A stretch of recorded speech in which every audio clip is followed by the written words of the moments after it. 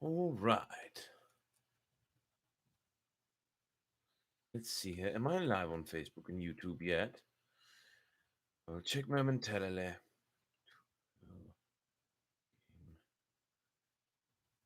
Stoker's Dracula. Not a game, but that's okay. Oh, I can use this on Facebook and YouTube as well, huh? Twitch. Oh, I think it authorized. Authorized. I thought it was already authorized. Okay. Okay, so I'm working on this. I think it's set up to work on Twitch. And that's what I'm working on. Sorry if it's taking me a moment here. I'm going live. Ah, yes, wonderful. It's going to work. I do believe it's going to work. Anyway, hello, Shay. Glad you have joined me on Facebook. And I see I have a few people on YouTube. And yes, here we are. Here we are. Wonderful. Okay, so it's a little bit. Well, it might be a little intensive. That's all right. I'm going to up my microphone just a little bit, make it a little easier to hear me. I don't know if it'll be easier or if it'll be distorted. I hope it won't be distorted. I hope it's just simply a better listening experience. Either way, hello and welcome to Story Time. I am your host, Brett Picorni. Thank you, Shay, for sharing Story Time. So I am streaming live on both Facebook and YouTube.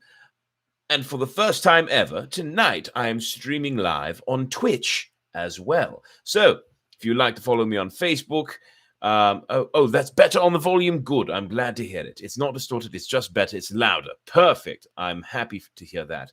So anyway, if you would like to follow me on Facebook, well, I think you have to be a friend of mine or at least just be in the Storytime Facebook group. If you'd like to follow along on YouTube, my link, my channel is bpicorny1. That's BP as in price, OKORNY, the number 1. So don't forget to like and subscribe there. And finally, if you would like to follow along on Twitch, my handle on Twitch is Brett Doesn't Game. All one word, no apostrophes or anything like that. So please follow me, whether it's on Facebook, YouTube, or Twitch. I am going live on all 3, and I hope you are having a wonderful time, or at least ready to have a wonderful time as we continue Bram Stoker's Dracula tonight. Now, before we continue, I must pour myself a glass of wine. You know how it goes if you've been keeping up. If you have not been keeping up, if this is your first time watching, well, you won't be able to find previous episodes. Hello, Hannah, glad to see you're here. And hello, Mum, I see you're here as well. Glad you're here as well. Now, if you have not been keeping up and you would like to see previous episodes, well, you won't be able to find them on Twitch because, well, this is the first time I've streamed on Twitch. You will, however, be able to find... Oh, where can I... There, I can set my glass there. You will be able to find the episodes every story time I've done on YouTube, with the exception of the first 1 or 2, which were a trial thing on my Facebook page, but those only my Facebook friends can see. Yes, I think I'll be finishing this red wine soon. Yes, probably one more story time in it. So Friday will probably be the last day for that red blend. Regardless, and those 1 or 2 that I did, I can do again someday. They were fun little books. So anyway, I have my wine, I have the story, and it looks like I have some viewers. Plus, yes, the eerie atmosphere, and I am ready to go. I see Heather has jumped in. Hello, Heather. Glad to see you here as well. So, without further ado, allow us to get started with Bram Stoker's Dracula, Chapter 6. There we are. Mina Murray's Journal. 24th of July, Whitby. Lucy met me at the station, looking sweeter and lovelier than ever, and we drove up to the house at the Crescent in which they have rooms. This is a lovely place. The little river, the Esk, runs through a deep valley, which broadens out as it comes near the harbour. A great viaduct runs across with the high piers, through which the view seems somehow further away than it really is. The valley is beautifully green, and it is so steep that when you are on the high land, On either side, you look right across it, unless you are near enough to see down. The houses of the old town, the side away from us, are all red-roofed and seem piled up one over the other anyhow, like the pictures we see of Nuremberg. Right over the town is the ruin of Whitby Abbey, which was sacked by the Danes, and which is the scene of part of Marmion, where the girl was built up in the wall. It is a most noble ruin of immense size and full of beautiful and romantic bits. There is a legend that a white lady is seen in one of the windows. Between it and the town, there is another church, the parish one, round which is a big graveyard, all full of tombstones. This is to my mind the nicest spot in Whitby, for it lies right over the town and has a full view of the harbour and all the way and all up the bay to where the headland called Kettleness stretches out into the sea. It descends so steeply over the harbour that part of the bank has fallen away, and some of the graves have been destroyed. In one place, part of the stonework of the graves stretches out over the sandy pathway far below. There are walks with seats beside them through the churchyard, and people go and sit there all day long, looking at the beautiful view and enjoying the breeze.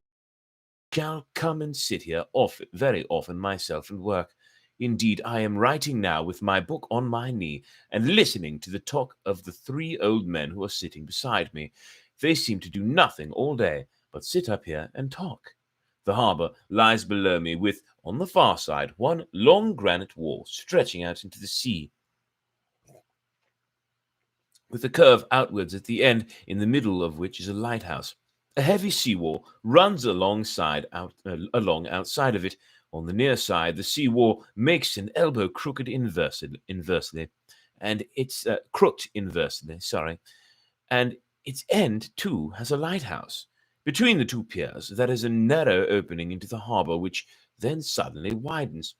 It is nice at high water, but when the tide is out, it shoals away to nothing, and there is merely a stream of the Esk, running between banks of sand, with rocks here and there. Outside the harbour, on this side, there rises for about half a mile a great reef, the sharp edge of which runs straight out from behind the south lighthouse. At the end of it is a buoy with a bell, which swings in bad weather and sends in a mournful sound on the wind. They have a legend here that when a ship is lost, bells are heard out at sea. I must ask the old man about this. He is coming this way. He is a funny old man. He must be awfully old, for his face is all gnarled and twisted like the bark of a tree. He tells me that he is nearly 100, and that he was a sailor in the Greenland fishing fleet when Waterloo was fought.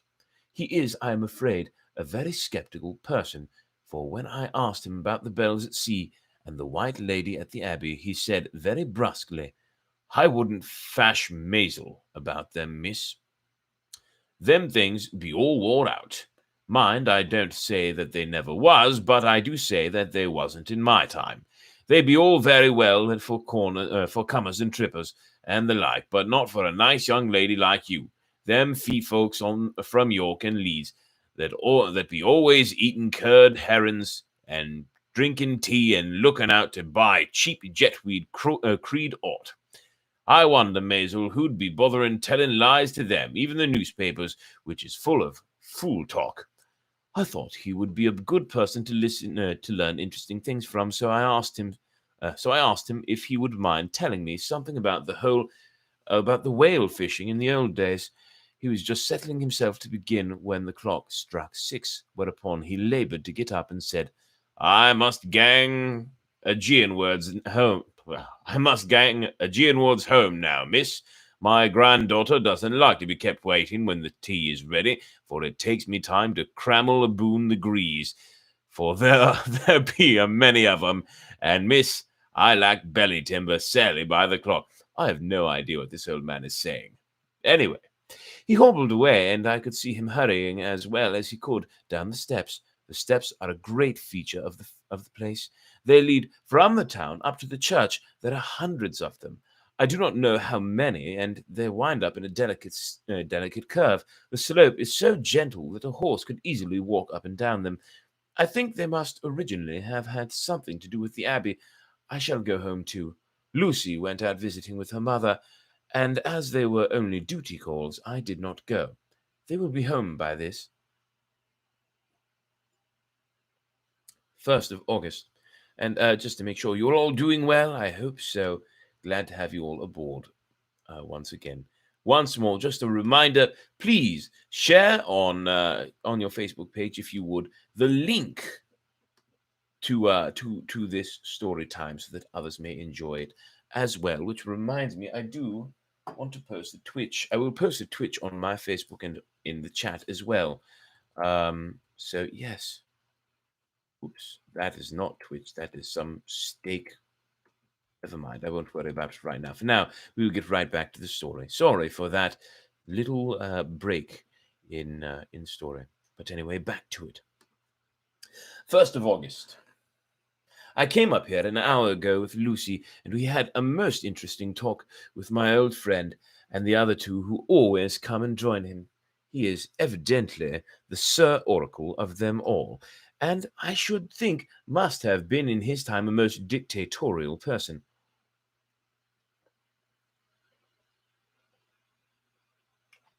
Wonderful. He will not admit anything and downfaces everybody. If he can't out-argue them, he bullies them and then takes their silence for agreement with his views. Jackass. Lucy was looking sweetly pretty in her white lawn frock. She has got a beautiful color since she has been here. I noticed that the old men did not lose any time in coming up and sitting near her when we sat down. She is so sweet with old people. I think they all fell in love with her on the spot. Even my old man succumbed and did not contradict her, but gave me double share instead. I got him on the subject of the legends, and he went off at once into a sort of sermon. I must try to remember it and put it down. It be all fool folk, lock, stock, and barrel. That's what it be, and no else. These bands and waffs and boghosts and bar guests and boggles all anent them is only fit to set bands and dizzy women a beltrin. They be nowt but airblebs. They and all and signs and warnings all invented by persons and ilsome buke bodies and railway tactics to scare and scun of halflings and to get folks to do something that they don't other inclined to. It makes me irritable to think of them. Why, it's them that, not content with printing lies on paper and preaching them out of the pulpits, does what to be cutting them down on the tombstones. Look here, all around you in what ye will, and all them steens holding up all their heads as well as they can out of their pride. It's a can't. Simply tumbling down with the weight of lies wrote on them. Here lies a body, or sacred to the memory, wrote on all of them, and yet is not half of them. There bean't no bodies at all, and the memories of them bean't carried a pinch of snuff about, much less sacred. Lies, all of them. Nothing but lies on one kind or another. My gog, but it'll be a queer scouterment of the day of judgment when they come tumbling up in their death socks, all duped together, and trying to drag their tombstones with them to prove how good they was, seeing some of them trimling and dithering with their hands that dozened and slippy from lying in the sea that they can't even keep their grip of them. Again, I have no idea what he just said. I could see from the old fellow's self-satisfied air and the way in which he looked round for the approval of his cronies that he was showing off, so I put in a word to keep him going.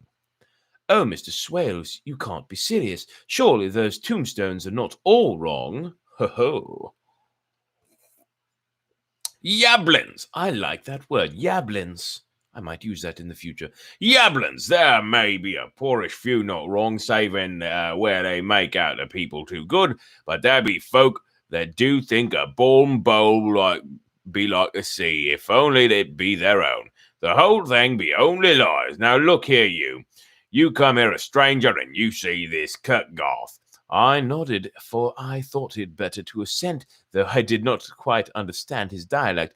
I knew it had something to do with the church. He went on, glad to see I'm not the only one who doesn't understand it. And you can say that all these steens be a boon folk that be happed here, snod and snog. I assented again. Then that be just where the lie comes in. Why, there be scores of these lay beds that be tomb as the old Dun's back-a-box on Friday night. He nudged one of his companions, and they all laughed. And my gog, how could they be otherwise? Look at that one, the aftest the bast, the beer bank. Read it. I went over and read. Edward Spenslaugh, master mariner, murdered by pirates off the coast of Andres, April 1854, AET 30. When I came back, Mr. Swales went on. Who brought him home? I wonder to have him here. Murdered off the coast of Andres, and you conceited his body lay under? What, I could name ye a dozen whose bones lie in the Greenland seas above, he pointed northwards, or where the currents may have drifted them. There be streams around ye. There be the steens around ye. You can, with your young eyes, read the small print of the lies from here. This Braithwaite Lowry, I knew his father lost in the Lively off Greenland in 20. Or Andrew Woodhouse, drowned in the same seas in 1777, or John Paxton, drowned off Cape Farewell a year later, or old John Rawlins, whose grandfather sailed with me, drowned in the Gulf of Finland in 50. Do you think that all these men will have to make a rush to Whitby when the trumpet sounds? I have the anthems about it. The anthems about it. I tell you, cut by the light of the aurora borealis. This was evidently local pleasantry, for the old man cackled over it, and his cronies pointed in with gusto.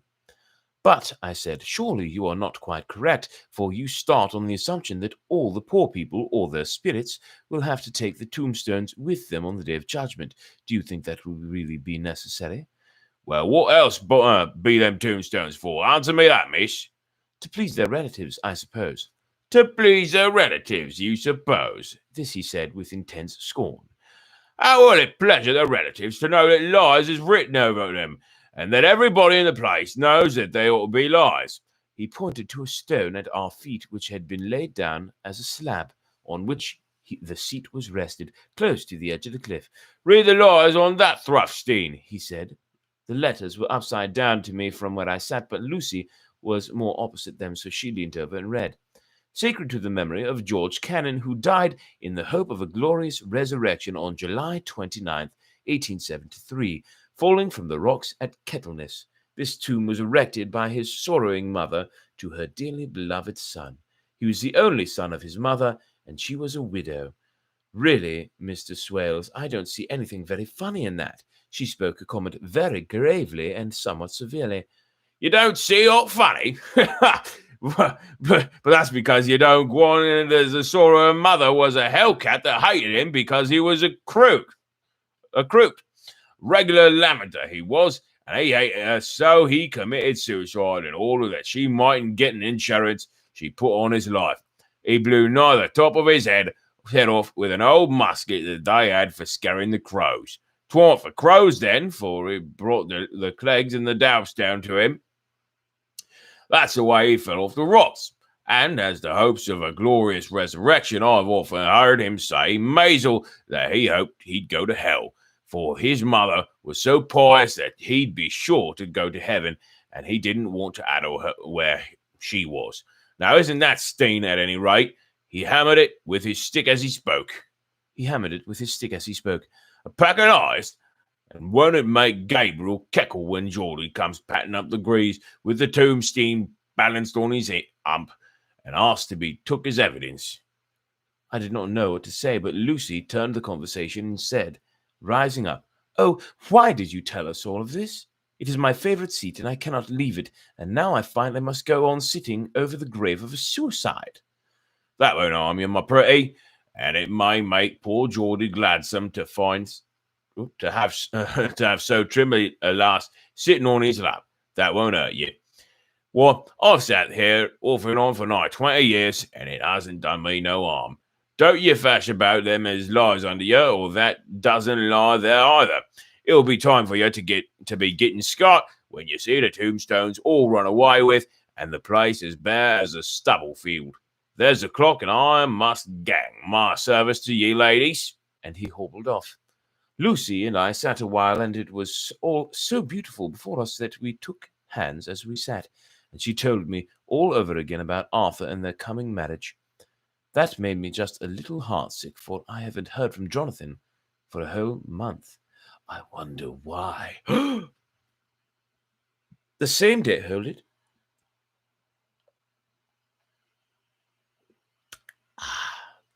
The same day I came up here alone, for I am very sad. There was no letter for me. I hope there cannot be anything the matter with Jonathan. The clock has just struck 9. I see the lights scattered all over the town, sometimes in rows where the streets are, and sometimes singly. They run right up the Esk and die away in the curve of the alley. To my left, the view is cut off by a black line of roof of the old house next to the abbey. The sheep and lambs are bleating in the fields away behind me, and there is clatter of a donkey's hoofs up the paved road below. The band on the pier is playing a harsh waltz in good time, and further along the quay there is a Salvation Army meeting in the back street. Neither of the bands hears the others, but up here I hear and see them both. I wonder where Jonathan is, and if he is thinking of me. I wish he were here. Now, before we continue on, it continues to Dr. Seward's diary, but before we continue on, there is something I must do. Yes, let me get to. I have the note here because it's quite important actually. Before we continue on with the story, once again, make sure you join the Storytime page on Facebook. Make sure you like and subscribe on YouTube, BPcorny1, and make sure you check out the Twitch if you're on Twitch. Brett Doesn't Game, all one word. But in the meantime, before we move forward, I'd like to say a few words about our sponsors tonight. No, I'm not actually sponsored, but wouldn't it be cool if I were? For that reason, I'll pretend that I am. So, quick sponsor break. Our first sponsor is Big League Chew, the greatest bubble gum in all the world. If you like gum, you'll love Big League Chew. Our second sponsor, our second sponsor is Bubble Yum, the greatest bubble gum in all the world. If you like gum, you'll love Bubble Yum. And our third sponsor is Bazooka Joe, the greatest bubble gum in all the... Really?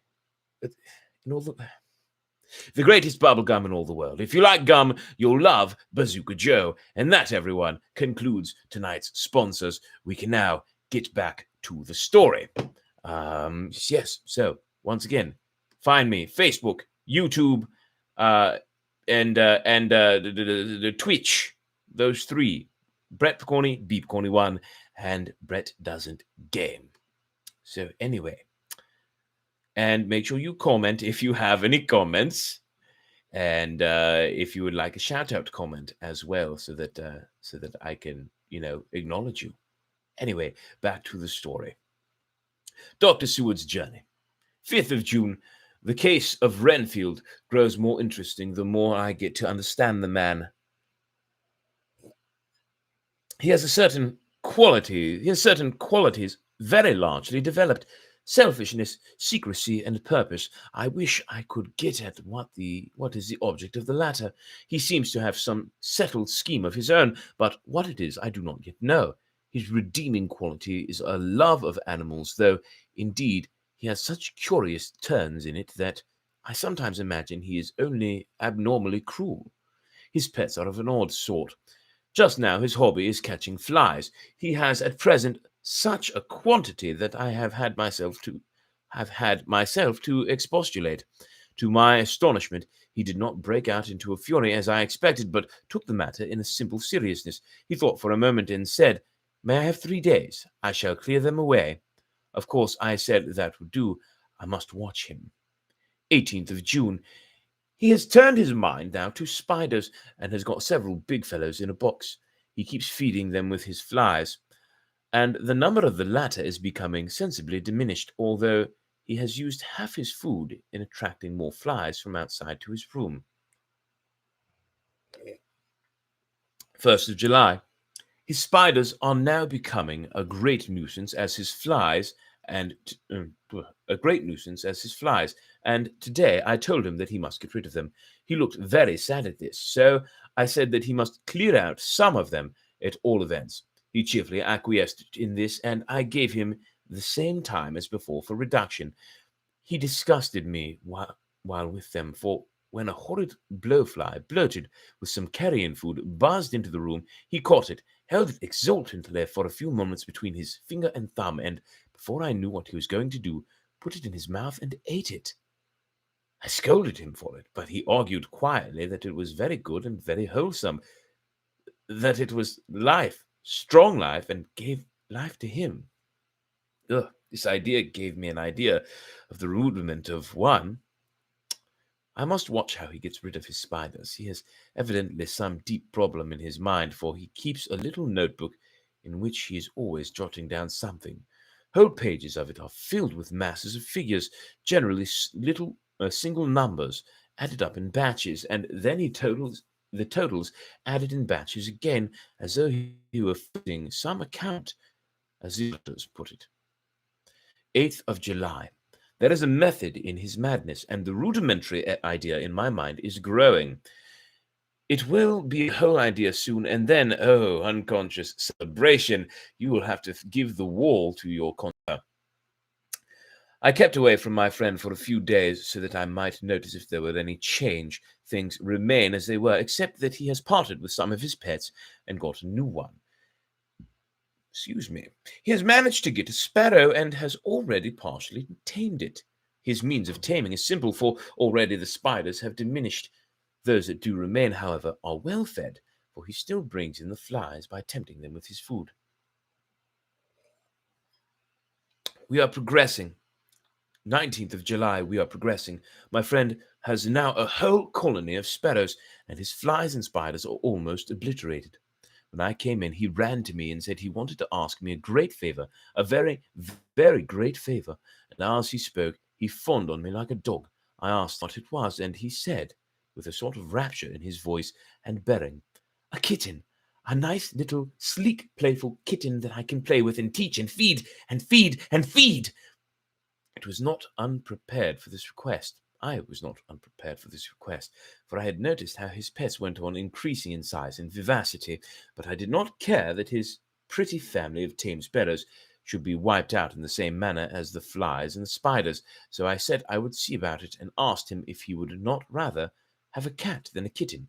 His eagerness betrayed him as he answered, "Oh, yes, I would like a cat. I only asked for a kitten lest you should refuse me a cat. No one would refuse me a kitten, would they?" I shook my head and said that at present I feared it would not be possible, but that I would see about it. His face fell, and I could see a warning of danger in it, for there was a sudden fierce sidelong look which meant killing. The man is an undeveloped homicidal maniac. I shall test him with his present craving and see how it will work out. Then I shall know more. 10 p.m.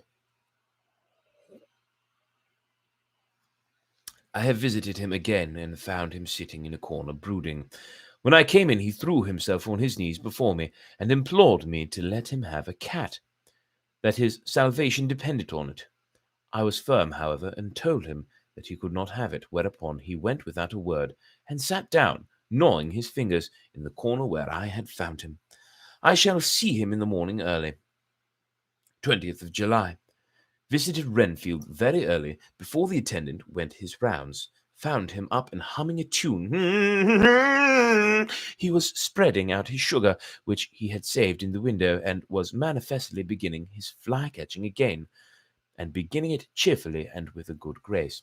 I looked around for his birds, and not seeing them, asked him where they were. He replied without turning round, they had all flown away. There were a few feathers about the room, and on his pillow a drop of blood. I said nothing, but went and told the keeper to report to me if there were anything odd about him during the day. 11 a.m. The attendant has just been to me to say that Renfield has been very sick and has disgorged a whole lot of feathers. My belief is, doctor, he said, that he has eaten his birds and that he just took and ate them raw. 11 p.m. I gave Renfield a strong opiate tonight, enough to make even him sleep, and take away his pocketbook to look at it. The thought that has been buzzing about my brain lately is complete, and the theory proved. My homicidal maniac is of a peculiar kind. I shall have to invent a new classification for him and call him a zoophagous, life-eating maniac. What he desires is to absorb as many lives as he can, and he has laid himself out to achieve it in a cumulative way. He gave many flies to one spider, and many spiders to one bird, and then wanted a cat to eat the many birds. What would have been his latest step? It would almost be worthwhile to complete the experiment. It might be done if there were only a sufficient cause. Men sneered at vivisection, and yet look at its results today. Why not advance science in its most difficult and vital aspect, the knowledge of the brain? Had I even the secret of one such mind? Did I hold the key to the fancy of even one lunatic? I might advance my own branch of science to a pitch compared with which Burden Sanderson's physiology or Ferrier's brain knowledge would be as nothing, if only there were a sufficient cause. I must not think too much of this, or I may be tempted. A good cause might turn the scale with me, for may not I be of an exceptional brain congenitally? How well the man reasoned! Lunatics always do within their own scope. Breathed in a little wine there. Oh, sorry. So good, yes. I wonder at how many lives he values a man, or if at only one. He has closed the account most accurately, and today begun a new record. How many of us begin a new record with each day of our lives? To me, it seems only yesterday that my whole life ended with my new hope, and that truly I began a new record. So it will be until the greater recorder sums me up and closes my ledger account with a balance to profit or loss. Oh, Lucy, Lucy, I cannot be angry with you, nor can I be angry with my friend, whose happiness is yours. But I must only wait on hopeless and work. Work, work, work. If I only could have as strong cause as my poor mad friend there, a good unselfish cause to make me work, that would be indeed happiness. Mina Murray's Journal. 26th of July. Yes, sorry, just one more sip of wine real quick, and I won't choke on it this time, I swear. And one more. All right. 26th of July. I am anxious, and it soothes me to express myself here. It is like whispering to oneself and listening at the same time. And there is also something about the shorthand symbols that makes it different from writing. I am unhappy about Lucy and about Jonathan. I had not heard from Jonathan for some time and was very concerned, but yesterday dear Mr. Hawkins, who is always so kind, sent me a letter from him. I had written asking him if he had heard, and he said the enclosed had just been received. It is only a line dated from Castle Dracula, and says that he is just starting for home. That is not like Jonathan. I do not understand it, and it makes me uneasy. Then, too, Lucy, although she is so well, has lately taken to her old habit of walking in her sleep. Her mother has spoken to me about it, and we have decided that I am to lock the door of our room every night. Mrs. Along the edges of cliffs, and then get suddenly wakened, and fall over with a despairing cry that echoes all over the place.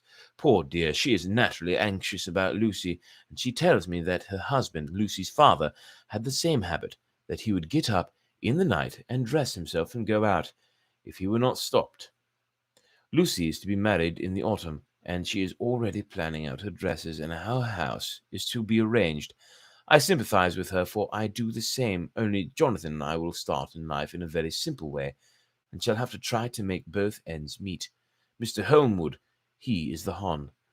Arthur Holmwood, only son of Lord Godalming, is coming up here very shortly, as soon as he can leave town, for his father is not very well, and I think dear Lucy is counting the moments till he comes.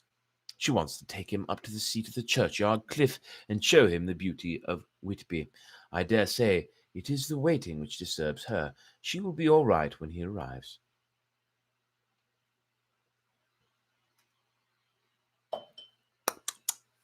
Beards catch everything. 27th of July. No news from Jonathan. I'm getting quite uneasy about it. I wish that he would write, if it were only a single line. Lucy walks more than ever, and each night I am awakened by her moving about the room. Fortunately, the weather is so hot that she cannot get cold, but still, the anxiety in the perpetually being wakened is beginning to tell on me, and I am getting nervous and wakeful myself. Thank God Lucy's health keeps up. Mr. Holmwood has been suddenly called to ring to see his father, who has been taken seriously ill. Lucy frets at the postponement of seeing him, but it does not touch her looks. She is a trifle stouter, and her cheeks are a lovely rose pink. She has lost that anemic look which she had. I pray it will all last.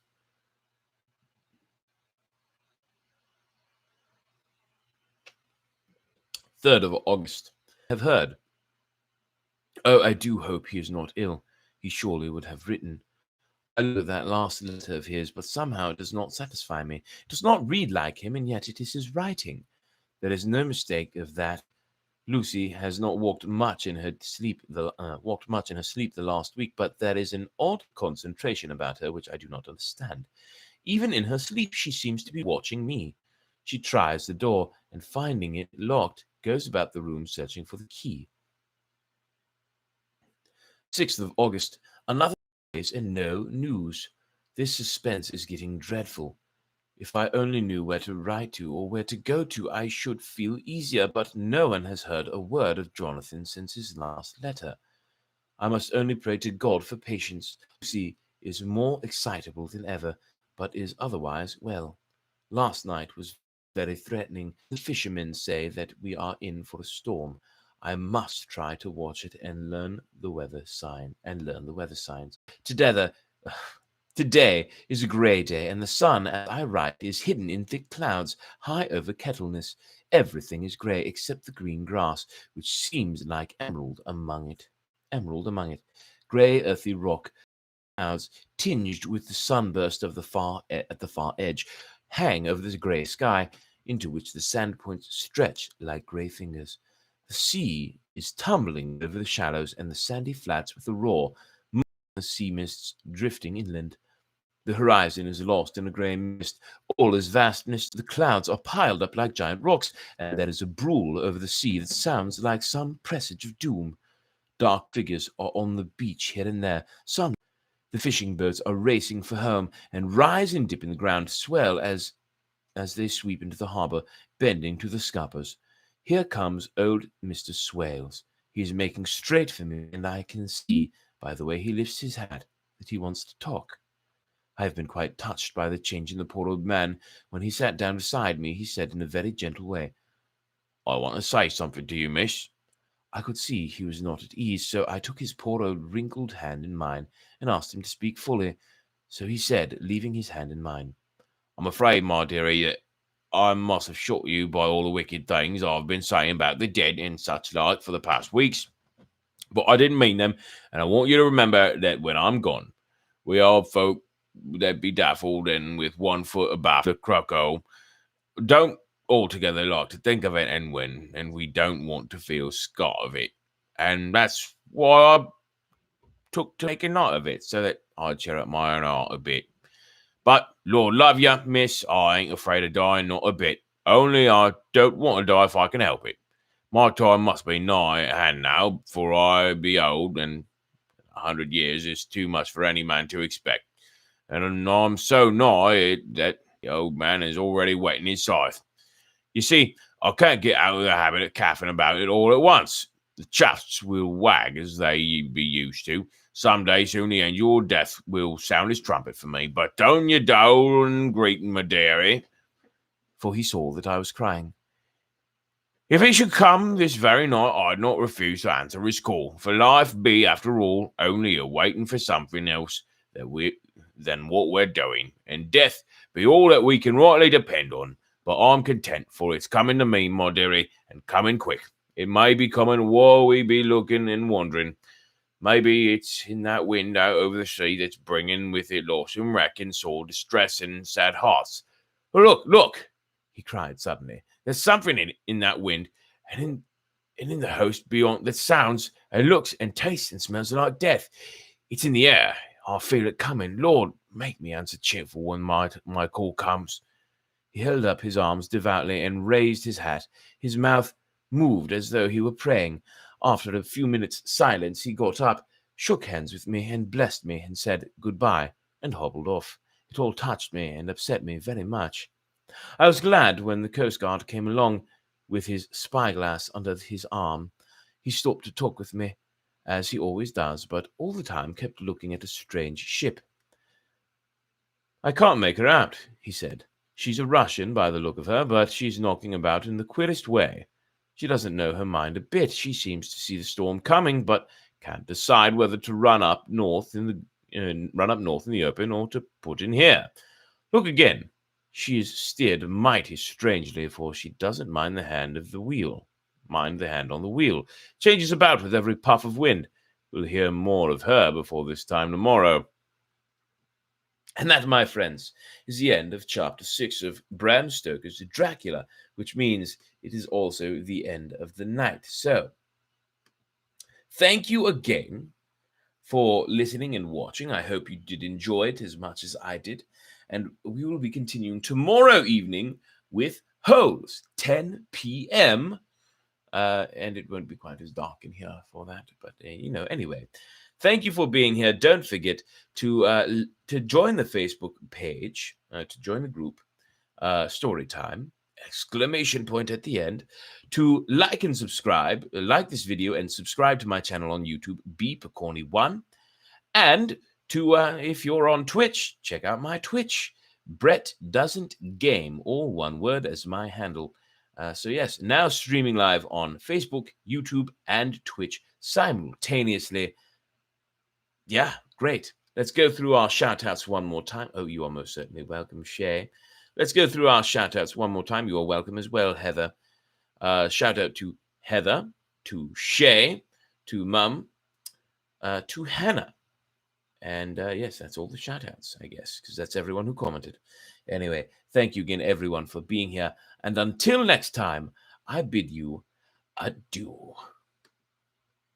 So, yes, that's all. That's all I got. It's everything I got. No more. Yes, I'm ending the stream. No more.